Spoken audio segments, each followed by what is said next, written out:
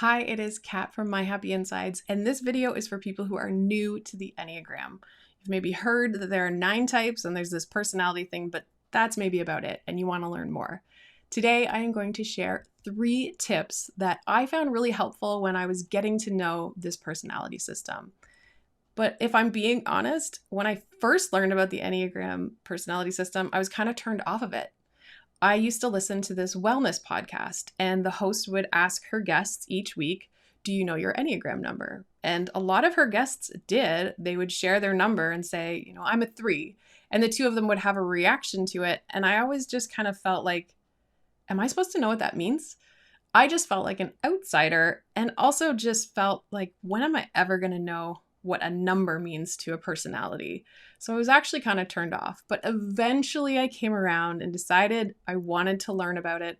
Why did people keep mentioning this personality system? And once I did learn about it, well, I haven't looked back. So today I want to focus on a few things that I think you'll find helpful if this is something that you are getting to know and you want to learn more. So my first tip, start with yourself. Try and learn your type. The reason I say do this is don't focus on trying to learn what all the different types are or to remember what the different characteristics are. If you just start by exploring, first of all, you're going to learn more about yourself, but also it just keeps it simple by trying to identify what your type might be. Now, there are kind of 2 ways I recommend people go about doing this. And the first place you want to go is the Enneagram Institute website. There is a ton of free, incredibly valuable content on this website. And the first thing you'll see is there's a tab called Learn. And then you can click on Type Descriptions. On this first page with type descriptions, you will actually see that there are 9 simple, quick, succinct descriptions of the types. I would recommend taking a look at these really short descriptions and maybe pick out, say, 3 that sound like they could be you, maybe the way other people might describe your personality. Once you've done that, you can then click on the type and read a bit more. Don't worry about the diagram at the top. That's not important right now. But do take some time and look through the description. And you'll see on here, there's a brief description. There's a deeper overview of the description. You'll see that there's actually an audio recording if you want to hear an excerpt. There are some what it looks like if you're healthier, more average, or an unhealthy version of that type. There's some compatibility with other types. Don't worry about that yet. And at the bottom, some personal growth recommendations. These are all great ways you can learn about those 3 types that sound like they could be you. Now, the other thing that you can do is to click over to the testing center and just dive right into taking a test. Now, the one that you want, if you are new to this, is called the Rizzo-Hudson Enneagram Type Indicator, or RHETI for short.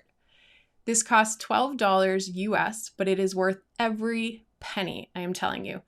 It takes 40 minutes to complete. It's 144 questions, but you get a very detailed report. It's about 40 pages with descriptions of the top 3 types for you. So you can spend some time reading those types, getting to know them, and then decide which one feels like the closest fit. I usually say to people, if it feels like someone has been following you around and taking notes about your personality when you weren't looking, you're probably getting pretty close. Now, I recommend doing the test because it is a quick way to get there. And I will acknowledge that there are free tests that you can take. A lot of people will Google free Enneagram test.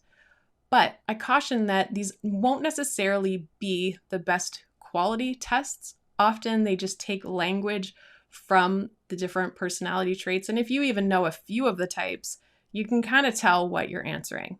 So I would say, if you can afford it, spend the $12 US, take the test that way.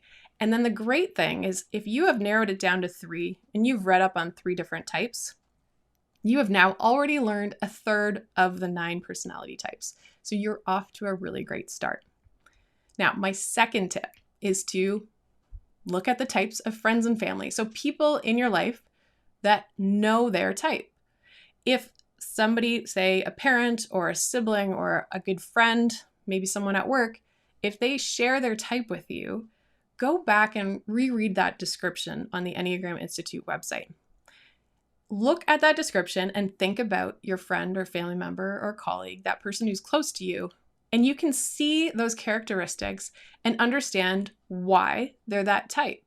But now what you've done is you've got this reference point. So instead of just being a type, you now have a person that's associated with it. And this can help you identify a couple more.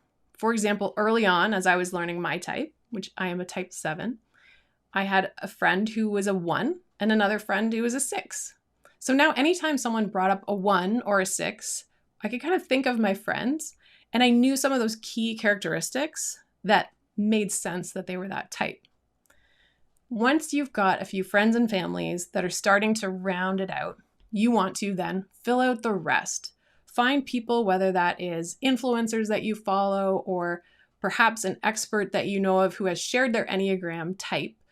Then you can start to fill out the rest. And eventually you'll get to the point where if someone says a number, you actually know somebody, whether it's a person you know personally or somebody that you happen to know of, you'll start to get a good idea of the 9 different personality types.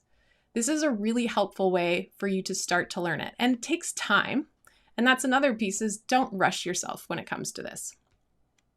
You eventually want to remember elements of each type as you're starting to learn. And then as you go deeper into understanding the Enneagram and why it works the way it does, things will start to click and make more sense because you have these people you can think about as you're learning these new, deeper layers of this system. Now, there is something I want you to watch for, which is that just because your mom is a 1 doesn't mean all 1s are like your mom. So this is a trap that we can kind of fall into, where we start to see every person who is a specific Enneagram type as that one example we can think of. And that's where it's nice to try and pay attention and round it out, so maybe you have a couple of examples of people in your life for each type, and you can see how they differ, because every type has variations within it. I'm a type 7. I have friends who are type 7s, and you'd probably describe us as pretty different people. And we are. And there are different reasons for these variations, which you don't have to worry about right now. As you learn more about the Enneagram, it'll make sense why 2 people who are the same type can be so different. But I want to make sure that you are using the people in your life as examples, just as a way to remember the types and to get to know the types, but not to be the end-all be-all of how you describe all of the types. Now, there's one other thing that I want to bring up when it comes to learning this Enneagram system. And that's that there are amazing resources out there that will teach you. And I wanted to share one of my own, which is a free Enneagram for Beginners workshop. It's something I do because, frankly, I just love teaching about the Enneagram. But I run these pretty regularly. And so I will link down below. You can go and check out, is there one that's upcoming? It's a 45-minute session that tells you a bit about the system, describes the types, and then I get into some of the reasons why types might differ or why you might think you're one type when you're actually a different type.